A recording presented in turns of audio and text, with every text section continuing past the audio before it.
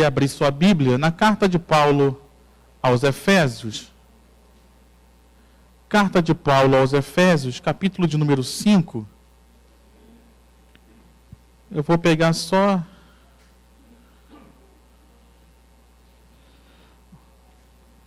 uma frase desse versículo 17 para falar nessa noite. Carta de Paulo aos Efésios, capítulo de número 5. Vamos ler apenas o versículo 17.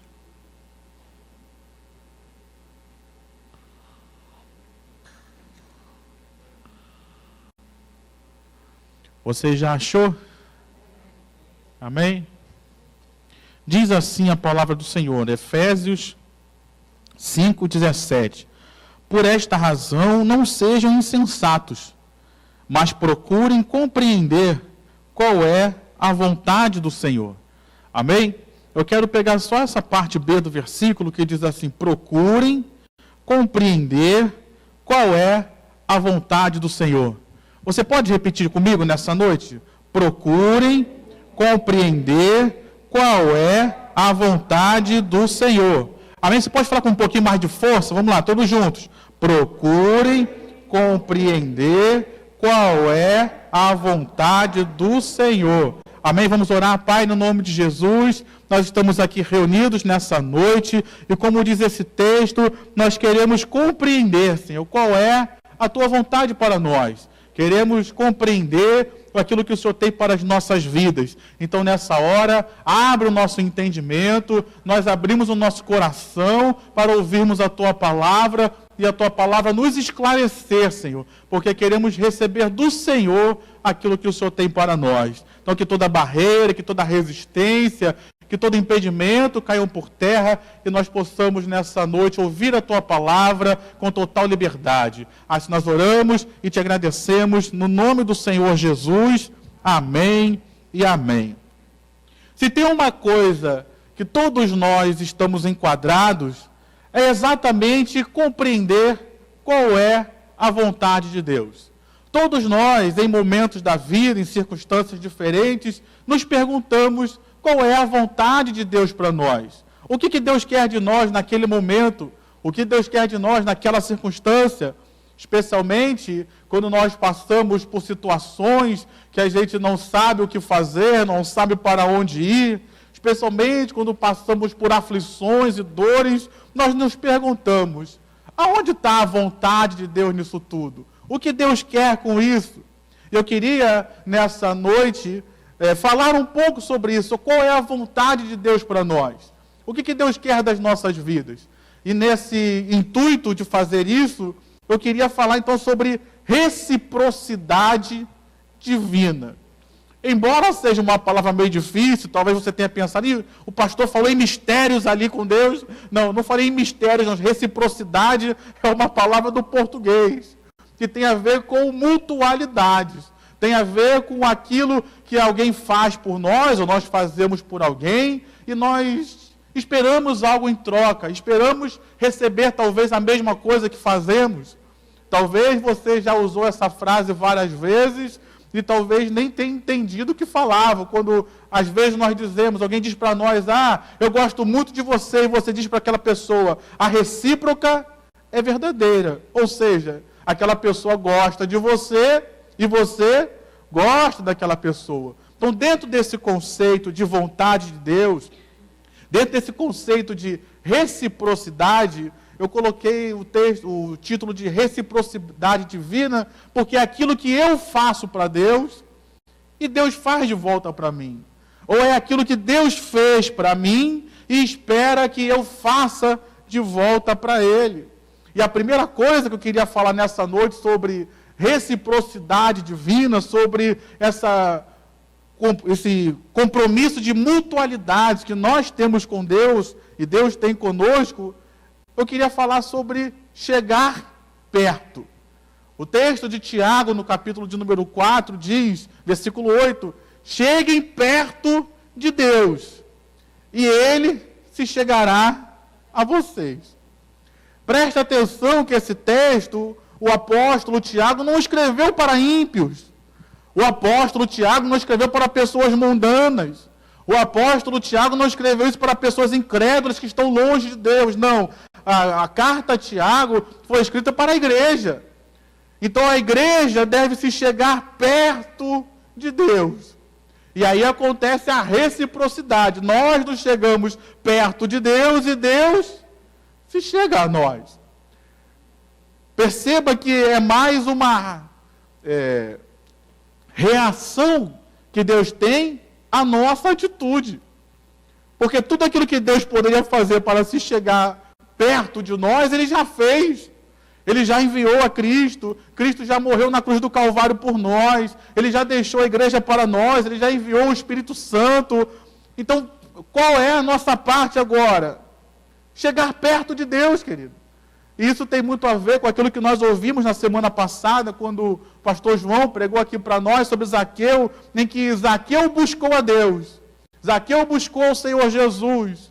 E quando ele percebeu no final, era Jesus quem o buscava. Ou seja, Zaqueu se achegou a Deus. E Deus se achegou a ele.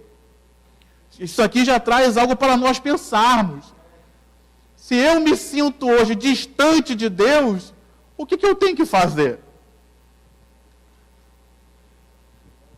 Se eu me sinto hoje distante de Deus, o que eu tenho que fazer? Eu estou ouvindo os irmãos falando bem baixinho aí, que talvez com vergonha, se chegar a Deus. É o texto, meu irmão, chegai-vos a Deus, cheguem perto de Deus, e Ele se chegará a vocês, é o texto bíblico. Então, se eu me sinto distante de Deus, eu ficar parado vai fazer com que Deus chegue perto de mim? Responda com vontade, irmão. Não. Os irmãos estão meio na dúvida. Não vai fazer, meu irmão. Pegando a mensagem aqui do pastor Roberto de domingo, eu ficar reclamando, vai trazer Deus para perto de mim? Não. Eu tenho que chegar perto de Deus. Eu tenho que buscar a Deus. Eu tenho que ir ao lugar do milagre de Deus. E Deus, Ele vai agir com recíproca e vai se chegar a mim também. Isso é a mesma coisa que está lá em Jeremias capítulo 29. Se nós buscarmos a Deus de todo o nosso coração, Ele se deixará achar por nós. Então, nessa noite, já traz algo para a gente entender a vontade de Deus. Qual é a vontade de Deus para mim hoje, na situação que eu vivo, na crise, no problema. O que Deus quer de mim? Se achega a Deus, meu irmão. Teve um pregador que ele dizia isso, quando eu li, eu fiquei maravilhado, que ele dizia, se as lutas e problemas nos levarem a orar mais, a buscar mais a Deus, essas lutas foram uma bênção nas nossas vidas. Talvez hoje você esteja pensando, eu estou na luta, eu estou no problema, o que Deus quer? Isso é chegar a Deus, chegar perto. Depois de chegar perto, tem uma segunda coisa que Deus quer que nós façamos, que é permanecer. Porque tem muitas pessoas que correm para Deus. Até na reunião de intercessão, conversávamos sobre isso, quantas pessoas foi até o Senhor Jesus e pediu um milagre, e recebeu. Receberam milagres, foram abençoados, mas e depois? Cadê essas pessoas? Muitas foram embora e só receberam aquilo. Muitas foram embora e nunca mais voltaram. A palavra de Deus diz para nós, lá no Evangelho de João, no capítulo 15, que se nós permanecermos com Cristo, versículo 4, Ele permanecerá conosco. Reciprocidade. Eu permaneço, Ele permanece. Hoje, uma luta que nós temos é permanecer. Muitas pessoas vêm até Cristo e quando recebem aquilo que querem, vão embora. Muitas pessoas vêm às igrejas e quando não recebem aquilo que querem, também vão embora. Porque elas querem o que elas querem. Porque nós, às vezes, não entendem que o motivo principal de ouvir a Cristo não é para receber bênçãos, queridos, mas é para receber a salvação que só Cristo dá. Só em Cristo eu tenho salvação. Bênção eu posso conseguir de outra forma. Dinheiro eu posso conseguir de outra forma, mas salvação só com Cristo. Então, quando eu venho a Cristo, eu preciso entender que Cristo é o meu Salvador, e só Ele pode me salvar dos meus pecados. Por isso preciso permanecer. As pessoas não querem mais permanecer. Não querem mais permanecer nos seus casamentos, por exemplo. Não querem mais permanecer nas suas igrejas, por exemplo. Não querem mais permanecer naquilo que se comprometeram a fazer. Permanecer, querido, é um grande desafio. Permanecer é um grande exercício que Deus tem conosco, de permanecer naquilo que Ele nos chamou. Permanecer mesmo quando as coisas não acontecem como gostaríamos. Permanecer mesmo quando somos contrariados. Mas permanecer em Cristo. Essa é uma luta que nós enfrentamos hoje na igreja. Especialmente nesse tempo que estamos aí, saindo de pandemia. Muitos não têm permanecido, queridos. E quando eu falo permanecido, não falo daqueles que estão ausentes do templo. Mas muitos não têm permanecido em Cristo. Muitos não têm permanecido na fé. Nos embates que temos vivido hoje, enfrentado do mundo, que tem combatido contra as verdades da palavra de Deus, e nós temos enfrentado isso, muitos cristãos não têm permanecido em Cristo, têm cedido para aquilo que o mundo prega, têm cedido para aquilo que o mundo tem tentado impor. E Jesus está dizendo para mim e para você, a minha vontade para você é que você permaneça em mim. Ah, mas o mundo está combatendo a igreja. Ah, mas muitos estão falando mal da igreja. Mas eu vou permanecer em Cristo. Porque eu permanecendo em Cristo, Ele permanece comigo também. Amém, meu irmão? Você vai permanecer em Cristo? Não senti muita fé não, mas vamos lá. Não estou sentindo muita firmeza na sua permanência não, mas vamos lá. Uma outra coisa que Jesus fala conosco, e que eu acho importante da gente tratar aqui, que eu acho que vai trazer bênção para a minha vida, bênção para a sua vida, é que Deus espera, João, Evangelho de João, capítulo de número 14, versículo 23, ele diz que nós devemos guardar a palavra dele. Se nós guardarmos a palavra dele, Ele, Jesus e o Pai virão a nós e fará em nós morada. Evangelho de João 14, 23. Então, o Senhor está dizendo, guarde a minha palavra. Eu achei interessante o versículo 23, porque os versículos anteriores ele manda guardar os mandamentos. Mas aqui ele traz uma amplitude maior e fala de guardar a sua palavra. Não só os mandamentos, mas guardar a palavra como um todo.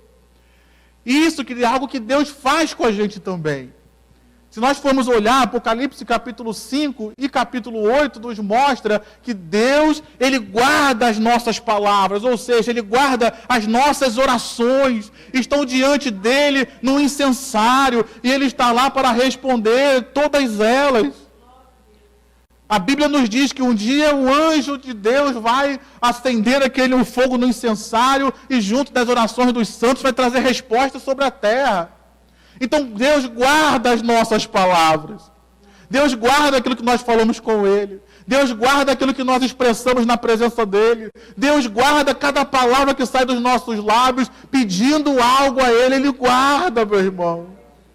Se Ele tem esse carinho, esse amor, esse cuidado de guardar as coisas que nós falamos para Ele, tem resposta de oração que estamos recebendo hoje, que você orou há anos atrás, há tempos atrás, e está recebendo agora, meu irmão. Talvez você tenha até esquecido da sua oração, mas Ele não esqueceu, Ele está agindo, Ele está respondendo, Ele está trazendo bênção por aquilo que você orou lá atrás. Tem orações hoje que eu estou vivendo resposta delas que foram dos meus avós já até morreram, mas a lembrança e a memória de Deus, pelas orações que eles fizeram, ainda estão trazendo resposta de oração sobre a minha vida, sobre a nossa família até hoje. Deus, Ele guarda as nossas orações, Deus, Ele guarda as nossas palavras com carinho, com amor, para responder. Se Ele faz isso por nós devemos também guardar as suas palavras. Também devemos guardar aquilo que Ele falou para nós. Também devemos guardar as suas promessas. Também devemos guardar aquilo que Ele tem para as nossas vidas. Também devemos guardar aquilo que Ele prometeu individualmente para cada um de nós. Também devemos guardar as profecias que Ele tem falado acerca da igreja nesse tempo do fim. Precisamos, querido, guardar a palavra de Deus no nosso coração. Ele espera isso de nós. E Ele deu o primeiro passo, guardando as nossas palavras. Então Deus espera como reciprocidade nossa, que a gente guarde aquilo que Ele falou. E quando fala guardar, não é só guardar na memória. Deus não espera que nós tão simplesmente possamos chegar aqui e recitar diversos versículos de cor. Isso é muito bom se você puder fazer. Isso é muito bom se você conseguir fazer. Mas muito mais do que recitar versículos de cor, Deus espera que nós guardemos a sua palavra no coração, querido. Que essa palavra transforme as nossas vidas. Não adianta eu ter o versículo de cor se essa palavra não muda o meu coração. Não adianta eu ter o versículo de cor se eu não guardo no coração e faço dessa palavra algo que norteie a minha vida, que direcione a minha vida. Não. Ele espera que nós guardemos e guardemos de todo o coração a sua palavra. Amém, meu irmão? Amém, minha irmã? Guarde a palavra de Deus no seu coração. Ele espera isso de nós. Nós somos o povo da Bíblia, queridos.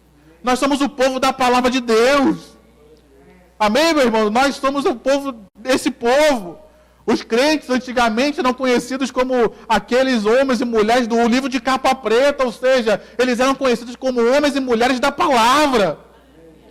Precisamos resgatar certas coisas. Precisamos continuar sendo conhecidos como os homens e mulheres da palavra de Deus.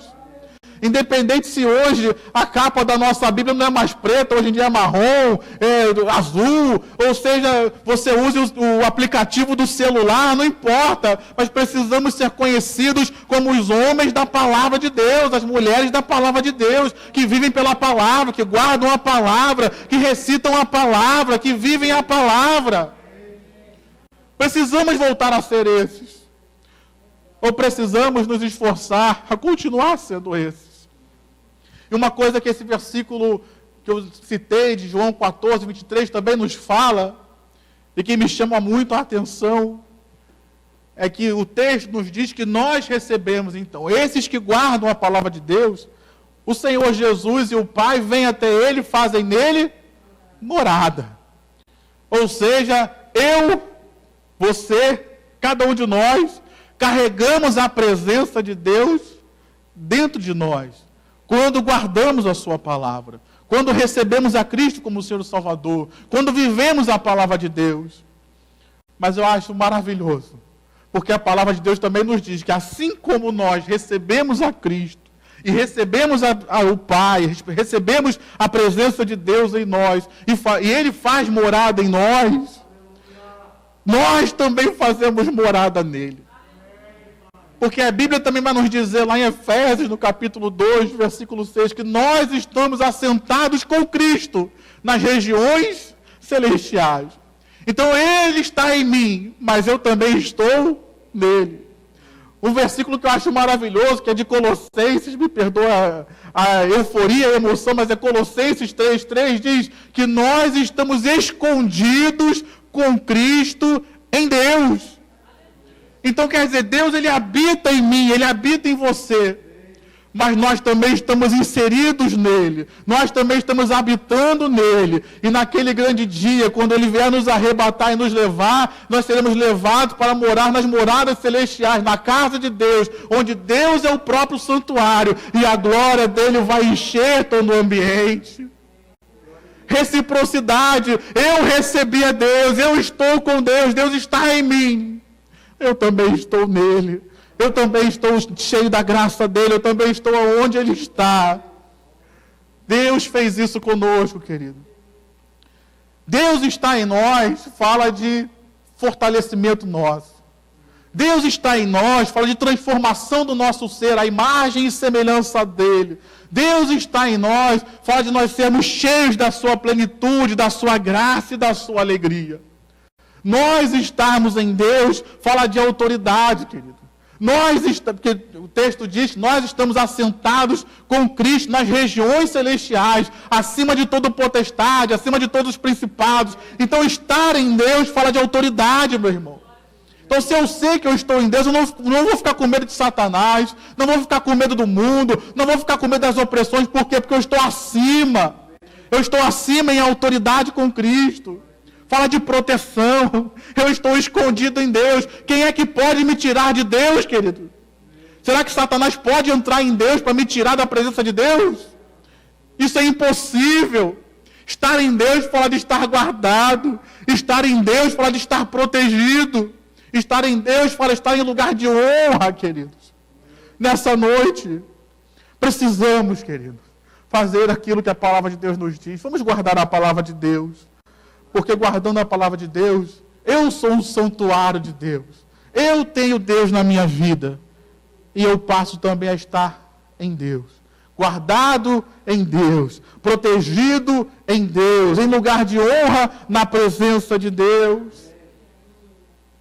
Uma outra coisa para a gente caminhar para o final. Que Deus espera de nós, querido. Uma reciprocidade. Uma mutualidade. Uma vontade de Deus para nós é a nossa santidade, queridos.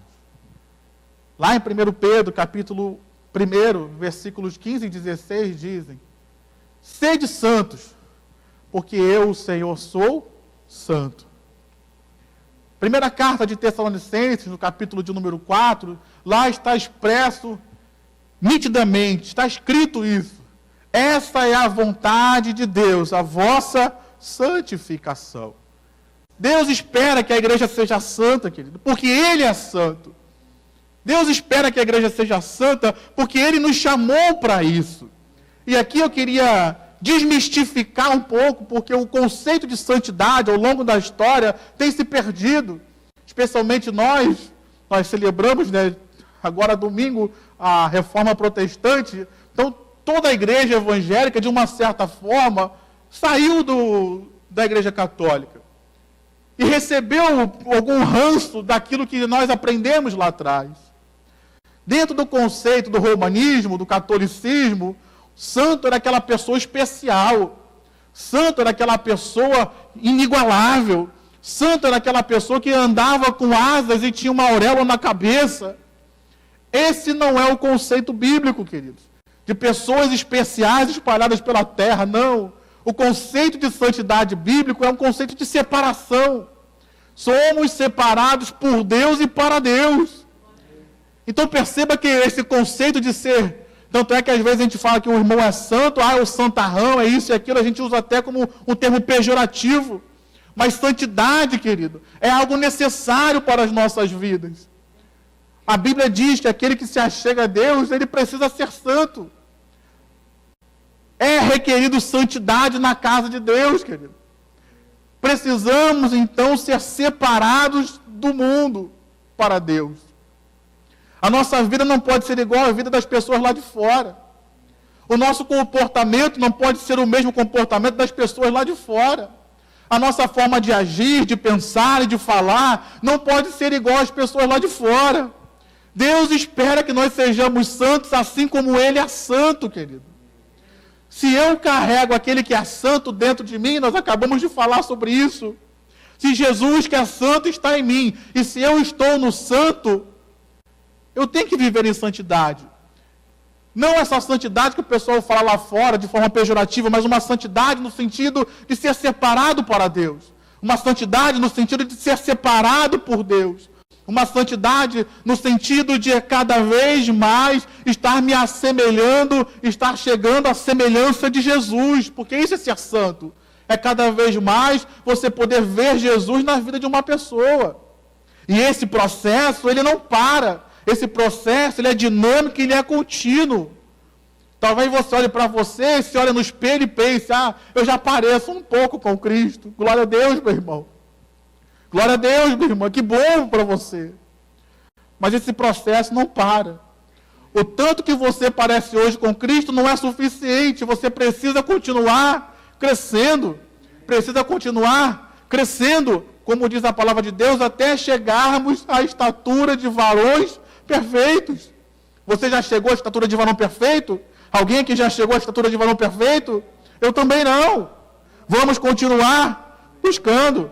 Vamos continuar crescendo. Vamos continuar deixando Deus trabalhar nas nossas vidas. Deus espera esse retorno de nós. Deus espera essa reciprocidade das nossas vidas. Ele é santo. E nós, como o povo dele, devemos espelhar essa santidade.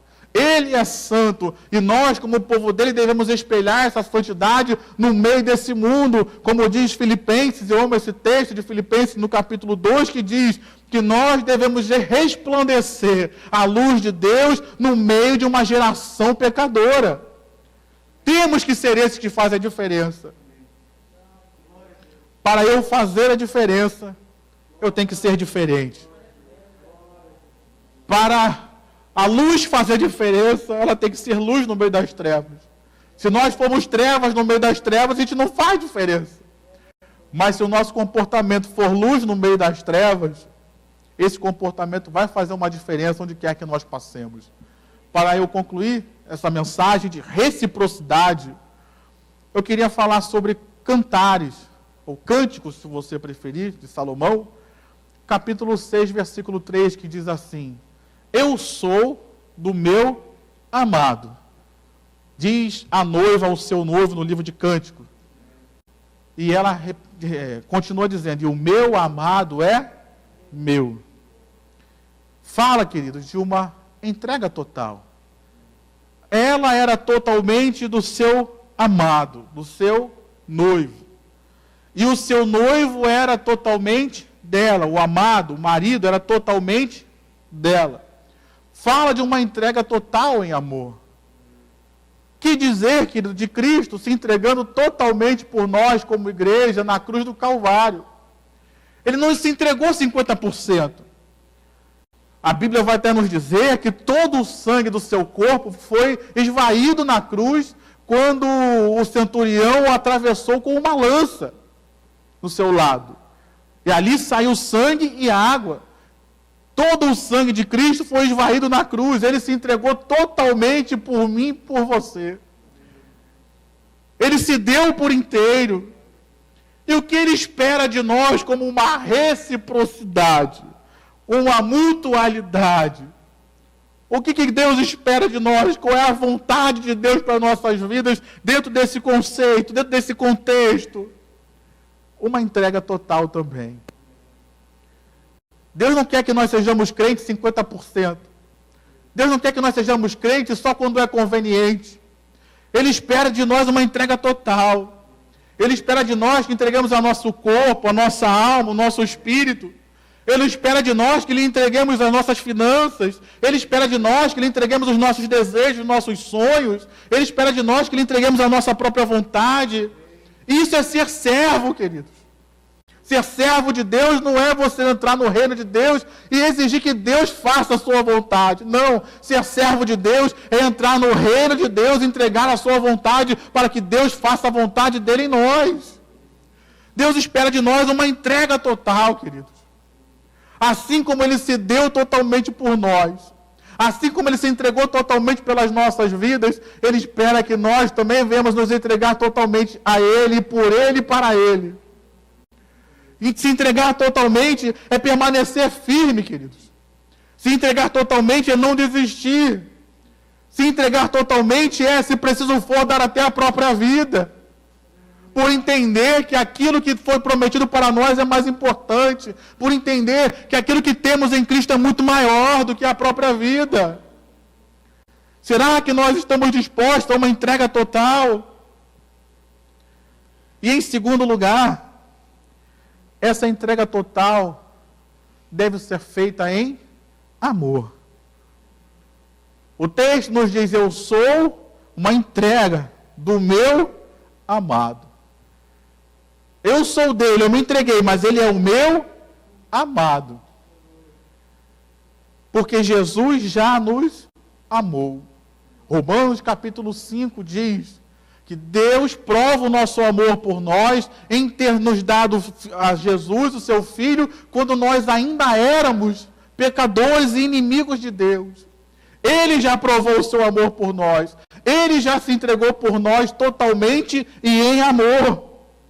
Ele espera que nós façamos essa entrega também nossa a Ele em amor, não em raiva. Ah, não, Ele me salvou, então vou ter que me entregar. Não em raiva. Vou fazer isso só porque Ele fez. Não é em raiva, meu irmão. Não é com ódio. Não é com interesse. Eu não vou me entregar porque Jesus é bom. Então Ele vai me abençoar, Ele vai fazer isso por mim, Ele vai fazer aquilo por mim. Não é por interesse, não. Mas Ele espera de nós uma entrega total em amor por Ele. Porque nós o amamos, porque nós entendemos que nós não merecíamos e Ele nos salvou, porque nós percebemos que a Sua graça é derramada sobre nós, porque temos recebido do Seu perdão, graça sobre graça, bênção sobre bênção, vitória sobre vitória. Porque hoje nós estamos cheios da presença dEle e a presença dEle nos traz paz e nos completa. Por isso que eu me entrego em amor. Porque eu fui amado, queridos. A semente que foi semeada no meio do seu coração foi uma semente de amor. Então o fruto que essa semente deve dar é também um fruto de amor. Porque eu fui amado, eu me entrego totalmente em amor a Ele. Porque eu recebi o amor, a minha reciprocidade a Ele é em amor. Precisamos, queridos, voltar a isso. Porque hoje muitos têm se achegado a Cristo só por interesse.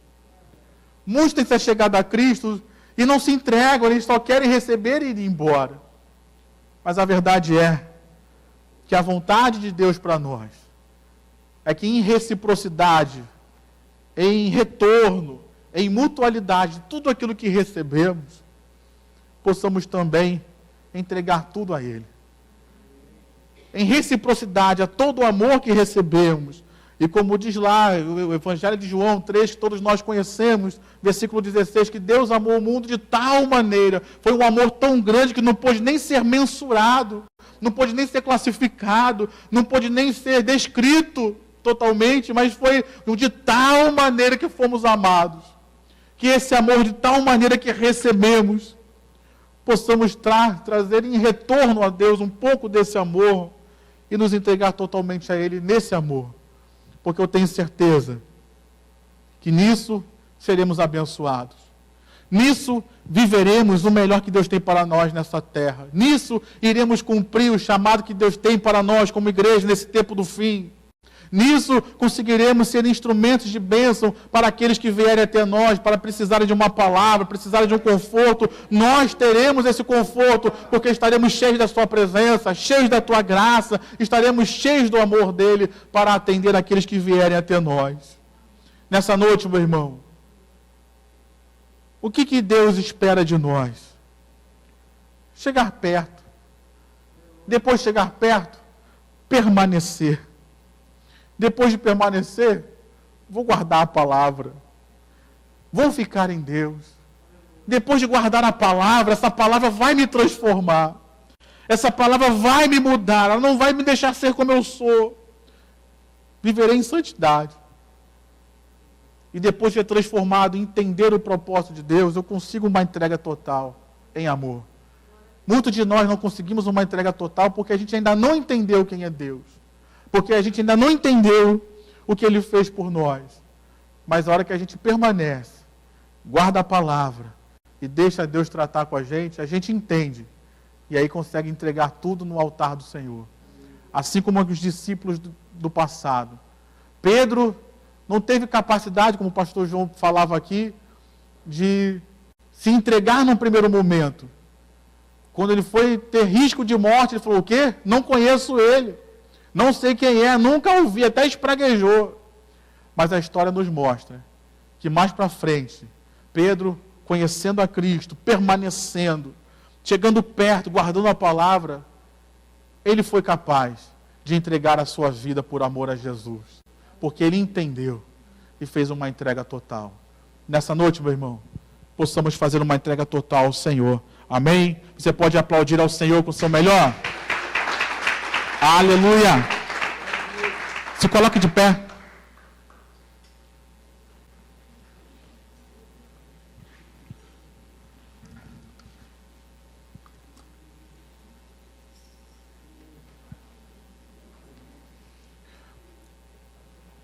Quero fazer uma pergunta aqui nessa noite. Se tem alguém que está nos visitando nessa noite e você ainda não conhece a Jesus, você nunca fez uma oração entregando a sua vida a Cristo numa igreja ou de repente até em casa, e você quer nessa noite entregar a sua vida a esse Jesus que salva, a esse Jesus que liberta, a esse Jesus que transforma nossas vidas, perdoa os nossos pecados. Se tem alguém aqui nessa noite, ou está nos assistindo pela internet, e quer entregar a sua vida a Jesus, dê um sinal, levante sua mão se tem alguém aqui nessa noite, ou você que está nos assistindo, fale aí com Deus, eu quero entregar a minha vida. Tem alguém nessa noite que quer entregar a sua vida a Jesus? De repente você está afastado, saiu da igreja e quer se reconciliar com Cristo, levante sua mão bem alto, eu quero orar por você se tem alguém nessa situação. Amém, vamos orar então. Feche seus olhos, meu irmão. Feche seus olhos, minha irmã.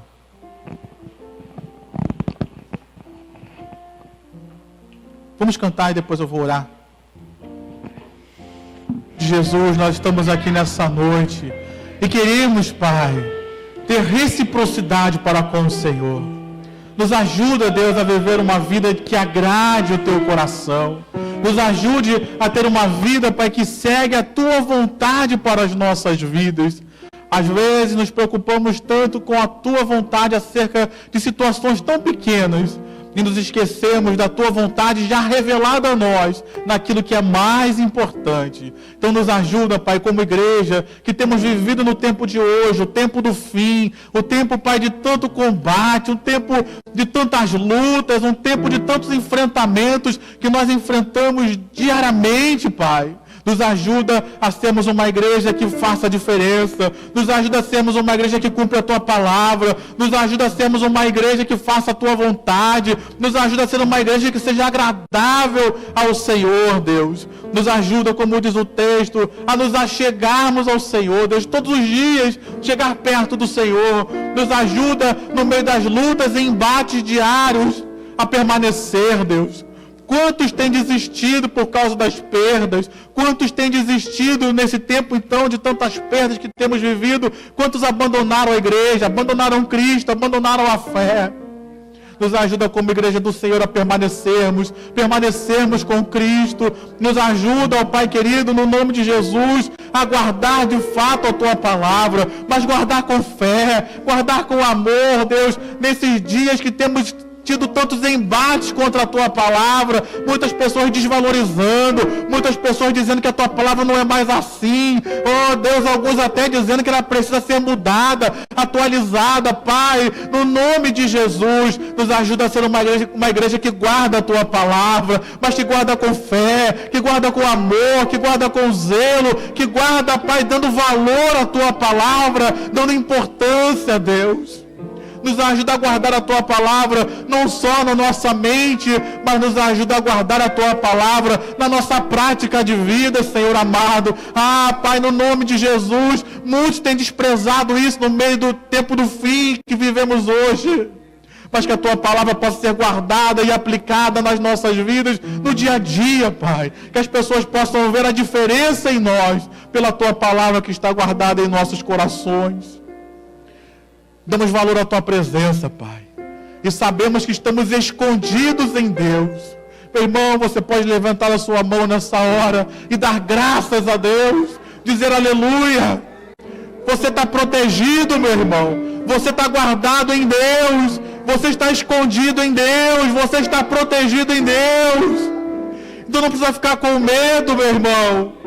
Quantos de nós temos sido apavorados nesses dias com falsas profecias, com enganos que têm sido propagados aí pelas redes sociais, como se a tua salvação estivesse em risco. Ei, meu irmão, você está guardado em Deus, você está protegido em Deus.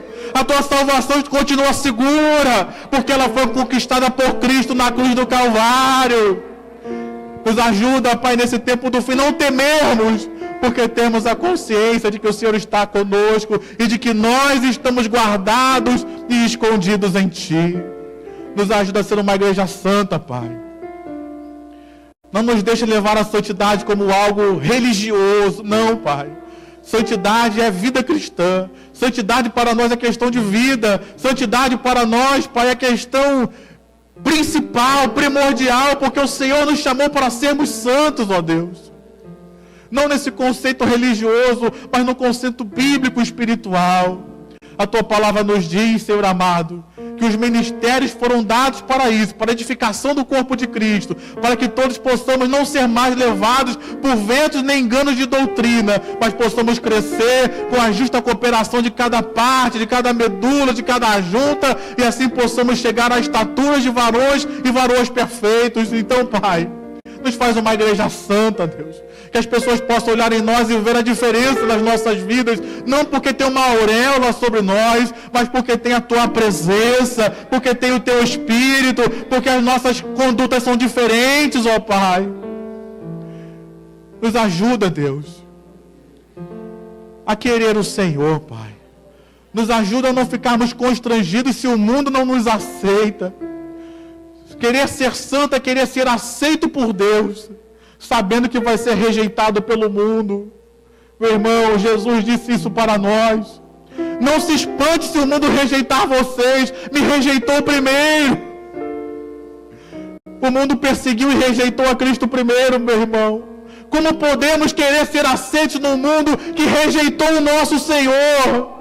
Não, meu irmão, nós não fomos chamados como igreja para sermos aceitos pelo mundo, não. Você foi chamado para ser santo e aceito por Deus, aceito no céu. Você é cidadão do céu, meu irmão. Se o mundo te rejeita, glória a Deus, você está no caminho certo. Eu estou no caminho certo. Nos ajuda a sermos santos, ó Pai. Nos ajuda a termos uma entrega total e em amor, porque o Senhor fez isso por nós. Assim nós oramos, entregando nossas vidas, entregando esta igreja, entregando a vida dos nossos pastores, entregando a vida dos nossos diáconos, entregando, Pai, em nome do Senhor Jesus, a vida dos nossos trabalhadores, obreiros, cooperadores, entregando a vida de cada membro dessa igreja, das nossas famílias. Que essa igreja seja abençoada por Ti, que esse povo seja abençoado pelo Senhor. Assim nós oramos, entregando nossas vidas nas Tuas mãos e Te agradecendo em nome de Jesus. Amém e amém. Você pode aplaudir ao Senhor com seu melhor.